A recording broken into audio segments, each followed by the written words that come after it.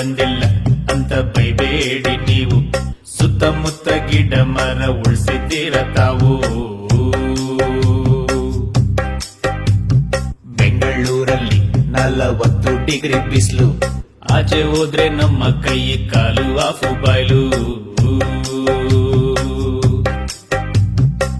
ಊರ್ ತುಂಬಾ ಇದ್ದ ಮರ ಒಟ್ಟೊಟ್ಟಿಗೆ ಕಡಿದು ಹಾಕಿ ಪರಿಸರ ನಾಶ ಮಾಡಿಲ್ವಾ? ಎಲ್ಲ ಗುಡಿಸಿ ಗುಂಡಾಂತರ ಮಾಡಿಲ್ವಾ? ವಾರಕ್ಕೆ ಒಂದು ದಿನ ಒಂದ್ ಕ್ವಾಟ್ರು ಕಮ್ಮಿ ಕುಡ್ದು ಒಂದ್ ಮರ ಬೆಳೆಸೋಕಾಗಲ್ವಾ? ಕುಡ್ದಾಗ ಅದ್ರ ಕೆಳಗೆ ಮಲ್ಕೋಬಹುದಲ್ವಾ?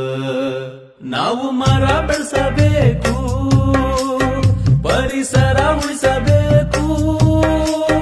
ಸೆಕೆ ತಡೆಯೋಕಾಗ್ತಾ ಇಲ್ಲ, ಆಗ್ತಾ ಇಲ್ಲ ಇಲ್ಲ ಇಲ್ಲ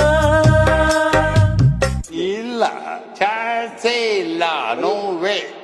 ಕೈ ತೊಳೆಯೋ ನೀರ್ನ ಗಿಡಕ್ ಹಾಕಿದ್ರೆ ನೀವು ಮುಂದೊಂದಿನ ಕೊಡ್ತೈತದು ನಿಮ್ಗೆ ಹಣ್ಣು ಹೂವು.